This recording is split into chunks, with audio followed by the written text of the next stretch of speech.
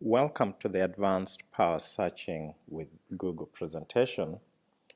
Today I will introduce some features and help you work through examples that will showcase some of the functionality behind the search engine Google. So let's begin with a scenario here. And as you can see, we have an image of the screen with a search query entered, and we are in the image mode. So it tells you something about what this activity is all about. It's going to be using the feature where we filter images by color. So you have a scenario where you would like to reread an introductory accounting textbook from school, but you cannot remember the exact title. And there is one little thing you remember, that the cover is yellow and has puzzles on it. So we'll go ahead and open a new tab, and we'll use 3 words: introductory accounting textbook. So that brings us. Now you see that we have a list here, and this is a result of a web search. We can narrow down a little and just focus on the images. So at the top of the page, just below the search box, we have the options, and I select images. And now if you look at the results that I have here, they look similar to what we see in this box. So let's go back again from the introductory accounting textbooks. Now you have a long list of items here, and you might start looking for yellow because here we have so many different colors. So we will narrow down a little more, and you see that I selected search tools and got this new set of options. And so I'll go ahead and select color, and there's a box that opens up. I'll select yellow from that box. And now I only have results with images that have or prominently feature the yellow color. So that's just showing you an example of how you might start narrowing down the results. Now, our next scenario is a little different, but still will use images. And here you are looking for statistics on college loans, and you are interested in finding charts and graphs on college loan statistics.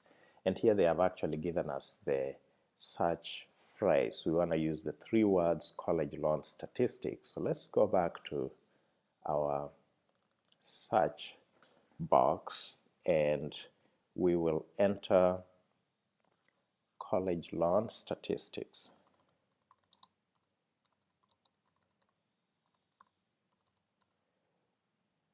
And we are still in images, but let me override all these filters first. So on web, we'll have the list, and these are just pages that have college loan statistics as actually it's college loans with an S, so I'll add an S here.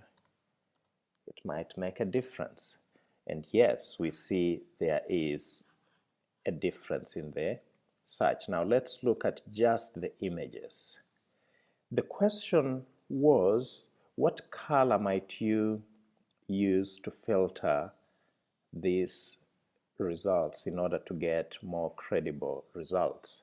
And we were split during the presentation because currently we have very reliable charts that are in color, but we also know that previously most of the reputable sources produced charts and manuals that were mostly in black and white.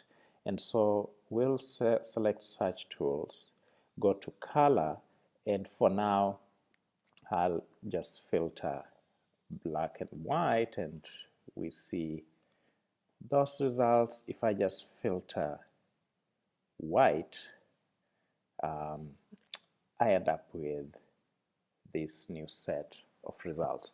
And so that's just an example of how you can use color filtering to narrow down on results. Now I would like to give you a glimpse of how search really works. And for this, I will play you a brief clip here. Hi, my name is Matt Cutts. I'm an engineer in the quality group at Google, and I'd like to talk today about what happens when you do a web search. The first thing to understand is that when you do a Google search, you aren't actually searching the web.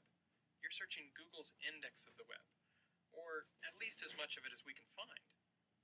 We do this with software programs called spiders. Spiders start by fetching a few web pages. Then they follow the links on those pages and fetch the pages they point to, and follow all the links on those pages and fetch the pages they link to, and so on, until we've indexed a pretty big chunk of the web, many billions of pages stored across thousands of machines. Now, suppose I want to know how fast a cheetah can run. I type in my search, say cheetah running speed, and hit return. Our software searches our index to find every page that includes those search terms. In this case, there are hundreds of thousands of possible results. How does Google decide which few documents I really want? By asking questions, more than 200 of them, like, how many times does this page contain your keywords? Do the words appear in the title? In the URL? Directly adjacent? Does the page include synonyms for those words? Is this page from a quality website, or is it low quality, even spammy? What is this page's page rank? That's a formula invented by our founders, Larry Page and Sergey Brin, that rates a web page's importance by looking at how many outside links point to it and how important those links are. Finally, we combine all those factors together to produce each page's overall score and send you back your search results about half a second after you submit your search. At Google, we take our commitment to delivering useful and impartial search results very seriously. We don't ever accept payment to add a site to our index, update it more often, or improve its ranking. Sometimes, along the right and at the top, I'll see ads. We take our advertising business very seriously as well, both our commitment to deliver the best possible audience for advertisers and to strive to only show ads that you really want to see. We're very careful to distinguish your ads from regular search results. And we won't show you any ads at all if we can't find any that we think will help you find the information you're looking for, which in this case, the cheetah's top running speed, is more than 60 miles an hour. Thanks for watching. I hope this made Google a little bit more understandable. Okay, so let's use some of that information to help clarify our understanding of how search works. And in the next 6 questions, I present you with a statement. Can you figure out whether it's true or false based on what we just heard? And I'll give you a couple of seconds to look at each of them.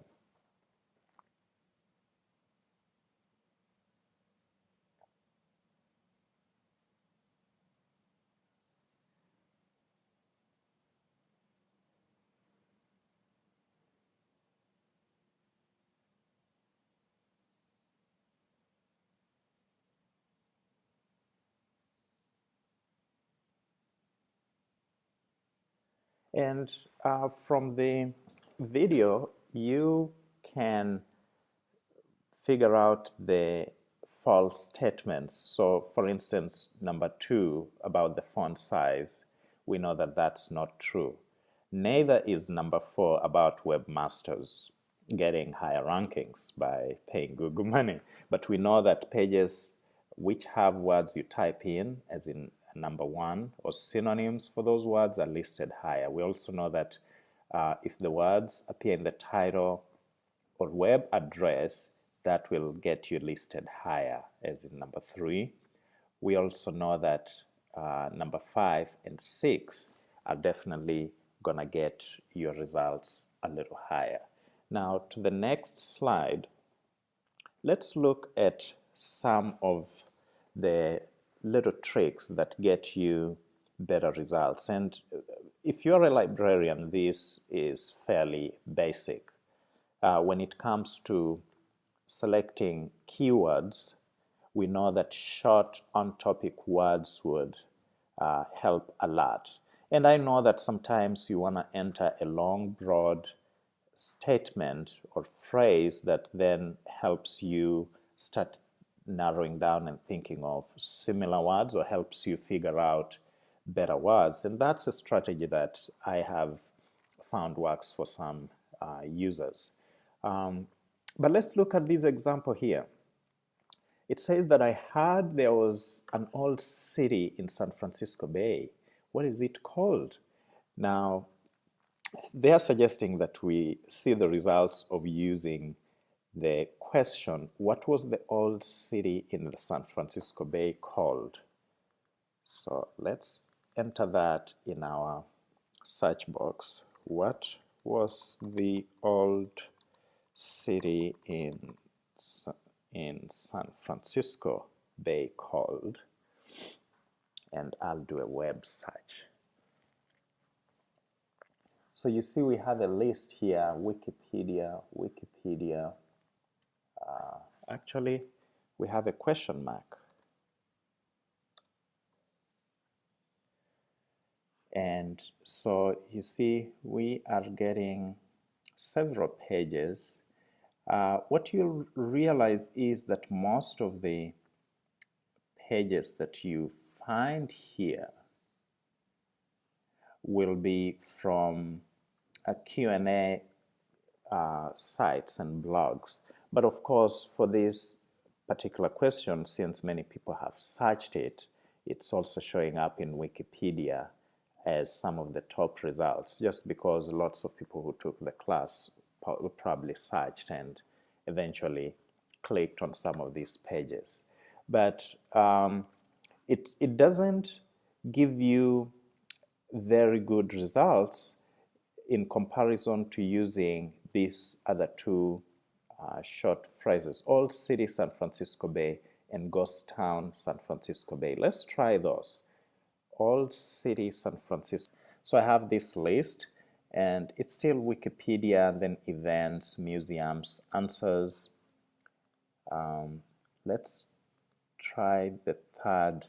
If you compare Old City San Francisco, these are Wikipedia, and then events, museums. Here we have Wikipedia again, SF Gate, Drawbridge, California, and so on. So you can see the difference. And these two, Old City San Francisco and Ghost Town San Francisco, seem to draw closer results in comparison to the question, entering the long form type question. But we know that there are instances where long form type question actually helps some of our users. Now, you received a letter from a friend. Use the information that he provides here to help him figure out what this sandwich is. Actually, they're asking you, given what you know about this problem, what query would you use to solve it? And so we see that it's a French sandwich. It has tuna, peppers, anchovies, and stuff called pain mignon, or something like that. So one of the approaches that I've seen is to just search using the ingredients. So tuna, peppers, anchovies, pain mignon, or French sandwich, tuna, anchovies,